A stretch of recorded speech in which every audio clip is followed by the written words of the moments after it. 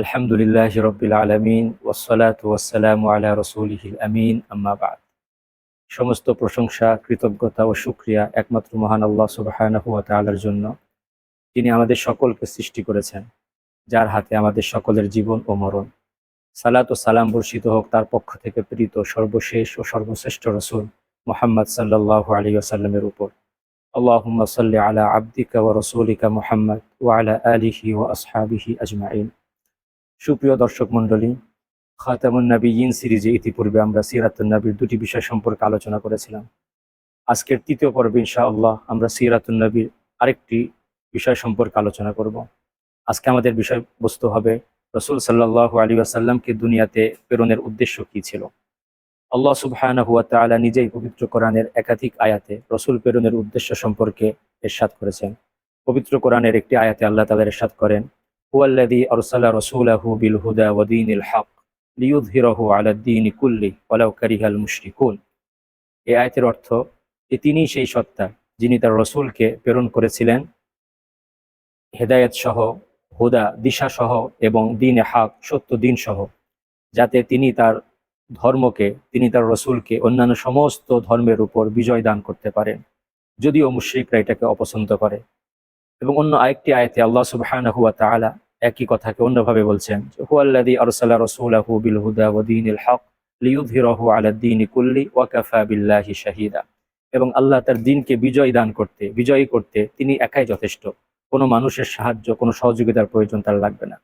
সম্মানিত দর্শক মণ্ডলী, আল্লাহ সুবহানাহু ওয়া তাআলা তার রাসূলকে ইতিহাসের যে সময়ে আরব নগরীতে, জাজিরাতুল আরবে প্রেরণ করেছিলেন, সেই সময়টার অবস্থা কেমন ছিল ইতিহাস সচেতন প্রত্যেকটা মানুষ, প্রত্যেকটা পাঠক সেই সম্পর্কে অবগত রয়েছেন। আমরা সকলেই জানি যে সময় আল্লাহ রাসূল সাল্লাল্লাহু আলাইহি ওয়াসাল্লাম দুনিয়াতে আগমন করেছিলেন, সেই সময়টায় না ছিল কোনো সভ্যতার আলো, না ছিল কোনো শিক্ষার আলো, এমনকি না ছিল মানবতার আলো। সে সময়ে মানুষ দিনের বেলায় সূর্যের আলো লাভ করতো ঠিক, রাতের বেলায় চাঁদের আলোতে তাদের জীবন আলোকিত হতো, এটাও ঠিক। কিন্তু সেই আলো শুধুমাত্র তাদের বাহ্যিক জীবনের উপরই ছিল। তাদের অন্তরীণ জীবন, তাদের অভ্যন্তরীণ জীবন, তাদের মনন, তাদের চিন্তা চেতনা ছিল অন্ধকারে আচ্ছন্ন। সেই অন্ধকারাচ্ছন্ন পরিবেশে এবং সময়ে, এবং সেই জুলুমপূর্ণ একটি সময়ে আল্লাহ সুবহানাহু ওয়া তাআলার পক্ষ থেকে মানবতার আকাশে নবুয়তের শুভ্র রেখা প্রকাশ পায়। যেন মানবতার কানে কেউ ফিসফিস করে বলে যায়, قد جاءكم من الله نور وكتاب مبين يهدي به الله من اتبع رضوانه سبل السلام ويخرجهم من الظلمات إلى النور بإذنه ويهديهم إلى صراط مستقيم। এই আয়াতের অর্থ, হে মানব মণ্ডলী, তোমাদের কাছে তোমাদের প্রতিপালক আল্লাহ সুবহানাহু ওয়া তাআলার পক্ষ থেকে সুস্পষ্ট কিতাব এবং আলো এসেছে, যে কিতাবের মাধ্যমে তিনি সত্যের পথ, শান্তির পথ দেখান যারা তার পথ অনুসরণ করতে চায়, যারা তার সন্তুষ্টি অর্জন করতে চায়, এবং তিনি তাদেরকে অন্ধকার থেকে আলোর দিকে নিয়ে আসেন, এবং তিনি তাদেরকে সেই কিতাবের মাধ্যমে সরল এবং সঠিক পথ প্রদর্শন করেন। সম্মানিত দর্শক মণ্ডলী, এইভাবে আল্লাহ সুবহানাহু ওয়া তাআলা তার রাসূলকে একটা অন্ধকারাচ্ছন্ন পরিবেশে এবং সময়ে প্রেরণ করেছিলেন, এবং তার উদ্দেশ্য ছিল দুনিয়ার সমস্ত মতবাদ, দুনিয়ার সমস্ত দিন ও ধর্মের উপর, দুনিয়ার সমস্ত আইন কানুনের উপর তার রাসূলের দিন এবং শরীয়তকে, তার রাসূলের আদর্শকে, তার রাসূলের মাধ্যমে তার দিন এবং শরীয়তকে বিজয় দান করা। তো যদি আমরা দেখতে চাই যে রাসূল সাল্লাল্লাহু আলাইহি ওয়াসাল্লাম কিভাবে তার দিনের এই দাওয়াতকে দুনিয়ার বুকে বাস্তবায়ন করার চেষ্টা করেন, কিভাবে তিনি আল্লাহর শরীয়তকে এই দুনিয়ার বুকে কায়েম এবং প্রতিষ্ঠিত করার চেষ্টা করেন, আমরা যদি রাসূলুল্লাহ সাল্লাল্লাহু আলাইহি ওয়াসাল্লামের জীবনের দিকে তাকাই, তাহলে দেখতে পাবো যে রাসূল করিম সাল্লাল্লাহু আলাইহি ওয়াসাল্লাম 40 বছর বয়সে নবুয়ত প্রাপ্ত হন। 40 বছরের আগে তার জীবন ছিল সাধারণ জীবনের মতোই, নবুয়ত প্রাপ্তির আগের জীবন। নবুয়ত প্রাপ্তির পর তিনি 23 বছর এই দুনিয়াতে জীবিত ছিলেন, এবং তার এই 23 বছরের জীবনটাকে আমরা দুই ভাগে বিভক্ত দেখতে পাই। 13 বছরের জীবন যেটা তিনি মক্কা নগরীতে অতিবাহিত করেন, এবং এর পরবর্তী 10 বছরের জীবন যেটা মক্কা থেকে মদিনায় হিজরত করার পরে মদিনার মধ্যে তিনি সেই জীবনটাকে অতিবাহিত করেন। আমরা যদি খেয়াল করি, রাসূলুল্লাহ সাল্লাল্লাহু আলাইহি ওয়াসাল্লাম মক্কার 13 বছর সময়ে কিভাবে দিনের দাওয়াতটাকে প্রতিষ্ঠিত করার জন্য চেষ্টা করছিলেন আমরা দেখতে পাই। সর্বপ্রথম রাসূল করিম সাল্লাল্লাহু আলাইহি ওয়াসাল্লাম মক্কার অলিতে গলিতে ঘুরে ফিরে দিনের দাওয়াতকে প্রচার এবং প্রসার করার জন্য চেষ্টা করতেন। এরপরে যখন কিছু মানুষ দিনের দাওয়াতকে কবুল করলো, তার একান্ত আস্থাভাজন এবং একান্ত কাছের লোকেরা যখন দিনের দাওয়াতকে কবুল করলো, তখন তিনি তাদেরকে নিয়ে একটা ইসলামের জন্য একটা দফতর অথবা ইসলামের একটা আশ্রয় কেন্দ্র হিসাবে একটা কেন্দ্রকে তিনি প্রতিষ্ঠিত করলেন। সেই কেন্দ্রের নাম ছিল আরকম ইবনে আবিল আরকম নামক একজন সাহাবীর ঘরে তিনি একটা মার্কাজ, একটা মসজিদ স্থাপন করলেন। সেখানে তিনি তার দাওয়াত কবুলকারী সাহাবায়ে কেরামকে দিনের দাওয়াত সম্পর্কে শিক্ষা দিতেন, দিনের দাওয়াত দিতেন, দিন সম্পর্কে তাদেরকে শিক্ষা দিতেন, তাদেরকে শরীয়তের বিধিবিধান সম্পর্কে অবগত করতেন। এরপর আল্লাহ রসুল সাল্লাল্লাহু আলাইহি ওয়াসাল্লামের উপর এবং তার অনুসারী সাহাবায়ে কেরামের উপর নির্যাতন নিপীড়নের স্টিমরোলার চলতে থাকে। এই সময় আল্লাহর পক্ষ থেকে তাদের উপর আদেশ ছিল যে সর্ব অবস্থায় সবর করা, ধৈর্য ধারণ করা। তো আল্লাহ রসুল সাল্লাল্লাহু আলাইহি ওয়াসাল্লাম নিজেও যেমন এই নির্যাতনের মুখে সবর ধারণ করছিলেন, তেমনি তার অনুসারী সাহাবায়ে কেরামকেও তিনি সবর করার আদেশ দিচ্ছিলেন। এক পর্যায়ে তিনি মক্কার দূরবর্তী একটি অঞ্চল হাবশা, সেখানে কিছু মুসলমানকে, কিছু সাহাবীকে হিজরত করার আদেশ দিলেন, অনুমতি দিলেন। তো তারা শুরুর দিকে 10 জন ছিল, পরবর্তীতে 83 জনের মতো সেখানে হিজরতকারী সাহাবীদের সংখ্যা উপনীত হয়। তো মক্কা থেকে প্রথম হিজরতের দল হাবশাতে গমন করে। এরপর আল্লাহ রসুল সাল্লাল্লাহু আলাইহি ওয়াসাল্লাম মক্কা থাকা অবস্থায় মদিনার থেকে আগত প্রতিনিধি দলের সঙ্গে কোন একটা হজের মৌসুমে তিনি একটা শপথনামা, তাদের সঙ্গে একটি চুক্তিতে আবদ্ধ হন এবং তাদেরকে তিনি সর্বপ্রথম দিনের দাওয়াত দেন। তারা দিনের দাওয়াত কবুল করে এবং তারা আল্লাহ রসুল সাল্লাল্লাহু আলাইহি ওয়াসাল্লামের কাছে এই প্রতিজ্ঞা পেশ করেন, ব্যক্ত করেন যে তারা মদিনাতে গিয়ে দিনের দাওয়াতের প্রচারে এবং প্রসারে কাজ করবেন। এবং আল্লাহ রসুল সাল্লাল্লাহু আলাইহি ওয়াসাল্লাম তাদেরকে কোরআন শিক্ষা দেওয়ার জন্য এবং তাদেরকে দিনের কিছু বিধিবিধান শিক্ষা দেওয়ার জন্য একজন সাহাবীকেও তাদের সঙ্গে প্রেরণ করেন। তো এইভাবে আল্লাহ রসুল সাল্লাল্লাহু আলাইহি ওয়াসাল্লাম মক্কাতে থাকা অবস্থায় মদিনাতে হিজরত করার পূর্বেই মদিনাতে তার দাওয়াত পৌঁছে দেন এবং মদিনাতে তার অনুসারীদের একটা সংখ্যা সেখানে তিনি সৃষ্টি করতে সক্ষম হন। তো আমরা দেখতে পাই যে রাসূলুল্লাহ সাল্লাল্লাহু আলাইহি ওয়াসাল্লামের 13 বছরের দাওয়াতের ফসল হিসাবে মক্কা থেকে মদিনাতে হিজরত করার পূর্বেই মুসলমানদের সংখ্যা প্রায় 700-র অধিক ছিল। যদি আমরা হিসাব করি যে রাসূলুল্লাহ সাল্লাল্লাহু আলাইহি ওয়াসাল্লামের দাওয়াত কবুলকারী সাহাবে কেরামের সংখ্যা মক্কাতে ছিল 400-র বেশি এবং হাবশাতে হিজরতকারী মুসলমানদের সংখ্যা ছিল প্রায় 100 এবং মদিনাতে অবস্থানকারী মুসলমানদের সংখ্যা ছিল প্রায় 200। তো সব মিলায় প্রায় 700 মুসলমান রাসূলুল্লাহ সাল্লাল্লাহু আলাইহি ওয়াসাল্লামের 13 বছরের দাওয়াতের ফসল হিসাবে দুনিয়াতে সৃষ্টি হয় এবং তাদের মাধ্যমে আল্লাহ রসুল সাল্লাল্লাহু আলাইহি ওয়াসাল্লাম দিন নিয়ে, তার শরীয়ত নিয়ে তিনি কাজ করতে থাকেন। এরপরে আসে মক্কা থেকে মদিনায় হিজরতের পর্ব। রাসূলুল্লাহ সাল্লাল্লাহু আলাইহি ওয়াসাল্লাম তার নবুয়তের 13তম বছরে মক্কা থেকে মদিনায় হিজরত করেন এবং মক্কা থেকে মদিনায় হিজরত করার পরে তার সর্বপ্রথম কাজ ছিল মদিনায় একটি মসজিদ স্থাপন করা। কারণ মসজিদ হচ্ছে মুসলমানদের প্রাণকেন্দ্র। মসজিদে বসে আল্লাহ রসুল সাল্লাল্লাহু আলাইহি ওয়াসাল্লাম দিনের দাওয়াত দিতেন, বিভিন্ন প্রতিনিধি দলের সঙ্গে সাক্ষাৎ করতেন, তার সাহাবায়ে কেরামকে দিন সম্পর্কে, কোরআন সম্পর্কে, কোরআনের আয়াত তেলাওয়াত করে শোনাতেন এবং রাসূল করিম সাল্লাল্লাহু আলাইহি ওয়াসাল্লাম এই মসজিদে নববীতে বসেই তিনি বিচার কার্য পরিচালনা করতেন। এখানে বসেই তিনি জিহাদ কার্য পরিচালনা করেছেন, সেনাপতি এবং সেনাবাহিনী প্রেরণ করেছেন। তো রাসূল করিম সাল্লাল্লাহু আলাইহি ওয়াসাল্লামের মক্কা থেকে মদিনায় হিজরতের পর সর্বপ্রথম কাজ ছিল মদিনায় একটি মসজিদ নির্মাণ করা। মসজিদ নির্মাণ করার পরে রাসূল করিম সাল্লাল্লাহু আলাইহি ওয়াসাল্লাম মক্কা থেকে হিজরতকারী সাহাবায়ে কেরাম এবং মদিনাতে যারা তাদেরকে বরণ করে নিয়েছিলেন সেই আনসারী এবং সাহায্যকারী সাহাবী উভয়ের মাঝে একটি মুআখাত, ভ্রাতৃত্বের সম্পর্ক স্থাপন করেন। এরপরে মদিনাতে অবস্থানকারী অন্যান্য গোত্র, উপগোত্র যারা ছিল, যেমন আউস, খাজরাজ এবং এদের মতো আরো অনেক গোত্র মদিনাতে বিদ্যমান ছিল, তিনি তাদের মধ্যে সমঝোতা সৃষ্টি করেন। তাদের মধ্যকার যে মতবিরোধ ছিল, যে বৈষম্য ছিল, সেই বৈষম্য দূর করে তিনি তাদের সকলের মাঝে একটি ভ্রাতৃত্বের সম্পর্ক স্থাপন করেন। এরপরে জনাবে মুহাম্মদ রাসূলুল্লাহ সাল্লাল্লাহু আলাইহি ওয়াসাল্লাম মদিনা সনদ নামে পৃথিবীর সর্বপ্রথম লিখিত সনদ তৈরি করেন, যে সনদের মধ্যে 47টি ধারা উপধারা ছিল।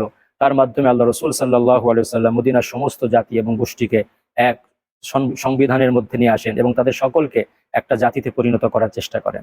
এরপরে রাসূল করিম সাল্লাল্লাহু আলাইহি ওয়াসাল্লাম মদিনাতে বসেই যুদ্ধ পরিচালনা করেন, তার জিহাদ পরিচালনা করেন। আমরা যদি রাসূল করিম সাল্লাল্লাহু আলাইহি ওয়াসাল্লামের সিরাতের দিকে খেয়াল করি, তার জীবনী যদি আমরা সামনে রাখি, তো দেখতে পাই রাসূল করিম সাল্লাল্লাহু আলাইহি ওয়াসাল্লাম মদিনার 10 বছরের সময়ে তিনি 26টি গজওয়া পরিচালনা করেছেন। গজওয়া বলা হয় সেই সমস্ত জিহাদকে যে জিহাদে স্বয়ং আল্লাহ রসুল সাল্লাল্লাহু আলাইহি ওয়াসাল্লাম নিজে উপস্থিত ছিলেন, নিজে অংশগ্রহণ করেছিলেন।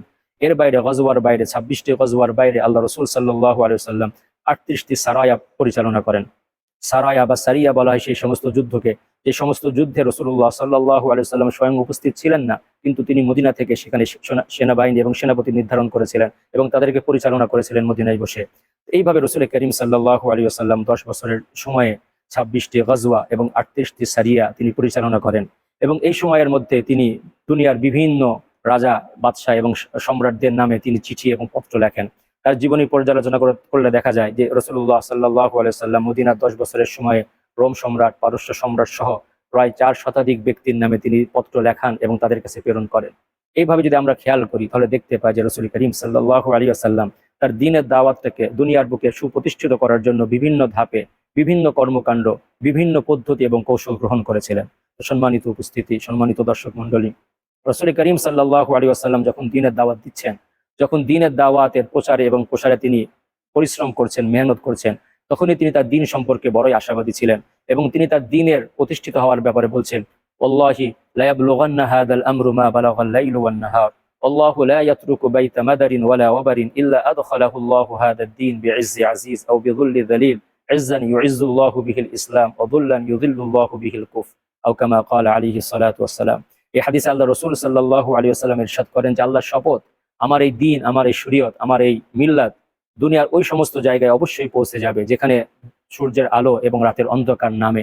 যেই জায়গায় সূর্যের আলো পৌঁছতে পারে এবং রাতের অন্ধকার নামতে পারে, সেই জায়গা পর্যন্ত আমার এই দিনের আলো, আমার এই দিনের আওয়াজ, আমার এই দিনের বাণী পৌঁছে যাবে। আল্লাহ সুবহানাহু ওয়া তাআলা দুনিয়ার বুকে, দুনিয়ার শহরে, বন্দরে, গ্রামে গঞ্জে এমন কোনো কাঁচা ঘর, এমন কোনো পাকা ঘর রাখবেন না, এমন কোনো স্থান রাখবেন না যে স্থানে আমার এই দিনের আলোকে, দিনের আওয়াজকে পৌঁছে দিবেন না।